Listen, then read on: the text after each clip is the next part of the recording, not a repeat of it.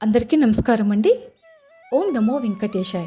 నేను ఈరోజు మనకి పురటాసి మాసంలో తిరుమల 3వ శనివారం పూజ అన్నది చేశానండి. మీకైతే నేను పూజ ఎలా చేసుకున్నాను అన్నది చూపిస్తాను చూడండి. స్వామివారికి పిండి దీపాలు అయితే పెట్టుకున్నానండి. నేను వెంకటేశ్వర స్వామివారికి కింద అలాగే పీట వేసుకుని అయితే పూజ అన్నది చేసుకున్నాను. పిండి దీపాలు పెట్టుకున్నానండి. అలాగే స్వామివారి ఫోటోని పెట్టుకున్నాను, అమ్మవారితో కలిపి ఉన్న ఫోటోని. అలాగే లక్ష్మీదేవి చిన్న వెండి విగ్రహం ఉంటే కూడా పెట్టుకున్నానండి. అసలు వెంకటేశ్వర స్వామి ఆరాధనకు శ్రేష్టమైన పెరటాసి మాసం గురించి నేనైతే ఈ వీడియోలో మీకు షేర్ చేస్తాను. వీడియోని స్కిప్ చేయకుండా చివరి వరకు చూడండి. అసలు తమిళనాడు విశేషంగా భావించి ఈ పెరటాసి మాసం సెప్టెంబర్ 17వ తేదీన మొదలై అక్టోబర్ 16ను ముగుస్తుందండి. మనకి ఈ పెరటాసి మాసం కలియుగ ప్రత్యక్ష దైవం శ్రీ వెంకటేశ్వర స్వామి ఆరాధనకు శ్రేష్టమైన మాసం. ఈ సందర్భంగా పెరటాసి మాసంలో ఎలాంటి నియమాలు పాటించి మనం ఇంకొక చివరి మనకి శనివారం అయితే ఉందండి. ఆఖరి శనివారం 4వ వారం. ఈ 3 వారాలు కుదిరిన వాళ్ళైనా సరే ఆ ఒక్క వారమైనా సరే పూజ చేసుకుంటే చాలా మంచిదండి. అసలు పెరటాసి మాసం అంటే ఏంటంటే 12 మాసాలను కలిపి ఒక సంవత్సరం అంటారు. మాసాల పేర్లు తమిళంలో తెలుగులో వేరువేరుగా ఉంటాయి. తెలుగు మాసాలు చంద్రమానం ప్రకారం ఉంటే తమిళ మాసాలు మాత్రం సౌరమానం ప్రకారంగా లెక్క కడతారండి. సూర్యుడు ఉన్న రాశిని బట్టి ఆయా నెలకు పేరు అనేది ఉంటుంది. ఈ క్రమంలో తమిళ సాంప్రదాయం ప్రకారం 6 నెలల్లో పెరటాసి అని వ్యవహరిస్తారు. దీన్నే పురటాసి, పెరుమల్ అని కూడా పిలుస్తూ ఉంటారు.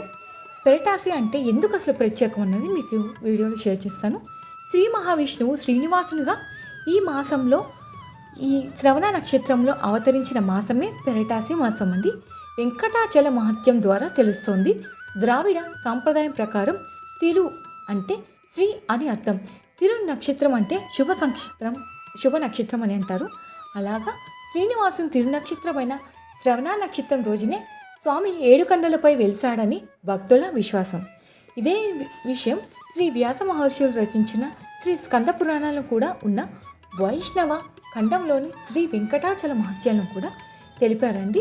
అలాగే పెరటాసి మాసంలో శనివారాలకే ఎందుకు ఇంత ప్రత్యేకత అన్నది కూడా చెప్తాను. పెరటాసి మాసంలో శనివారాలు చాలా ప్రత్యేకం. ఈ మాసంలో వచ్చే అన్ని శనివారాలు శ్రీనివాసునికి ప్రీతికరమైనవండి. ప్రత్యేకించి 3వ శనివారం మరీ ముఖ్యమైన అనగా ఈ రోజున చాలా ముఖ్యమైనది.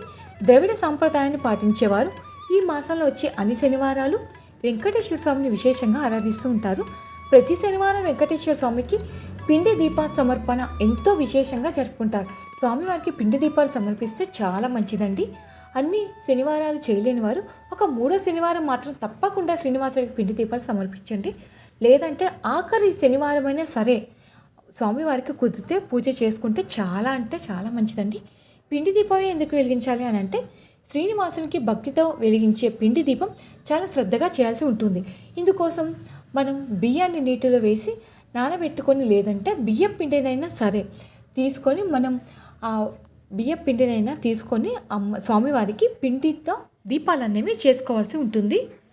అలాగే ఒక అరటాకులో మెత్తటి పిండి, కొద్దిగా బెల్లం, ఆవు నెయ్యి కలిపి మధ్యలో గుంటగా చేసుకుని అందులో ఒక అఖండ ఒత్తి వేసి ఆవు నేతితో దీపారాధన చేయాలి.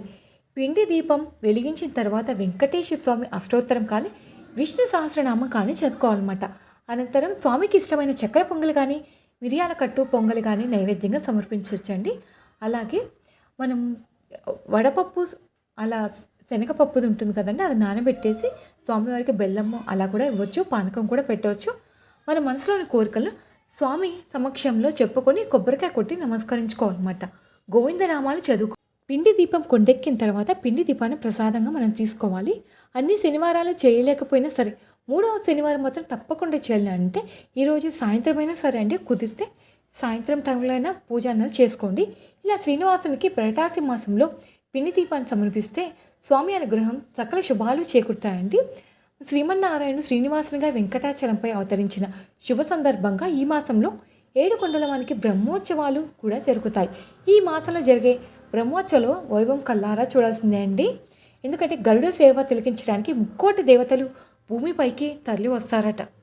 అలాగే పెరటాసి వ్రతం చేసేవారు తప్పకుండా పాటించాల్సిన నియమాలు ఏంటంటే పెరటాసి మాసంలో శనివారాలు పిండి దీపం చేసుకునేవారు కొన్ని నియమాలు పాటించాల్సి ఉంటుందండి. అవేంటంటే ప్రతిరోజు సూర్యోదయానికి ముందే నిద్రలేచి తలాన స్నానం చేసి శ్రీ వెంకటేశ్వర సుప్రభాతం పఠించాలండి. 30 రోజుల పాటు నుదుటిన తిరునామం ధరించాలి. నిత్య పూజ పూర్తయ్యే వరకు ఉపవాసం అనేది ఉండాలి. ప్రతిరోజు వెంకటేశ్వర ఆలయానికి మనం వెళ్ళాలి. శ్రీనివాసుని ప్రతిరోజు పూజ తర్వాత చక్కెర పొంగలి కానీ కట్టు పొంగలి కానీ నివేదన చేయాలండి. పరమ పవిత్రమైన పురటాసి మాసంలో మనం కూడా ఈ శ్రీనివాసుని భక్తి శ్రద్ధలతో పూజించి స్వామివారి కరుణా కటాక్షాన్ని పాత్రలవుదాం. మీరు కూడా మిగిలిన ఒక వారమైనా సరే పూజ అనేది చేసుకొని స్వామివారి అనుగ్రహం పొందండి.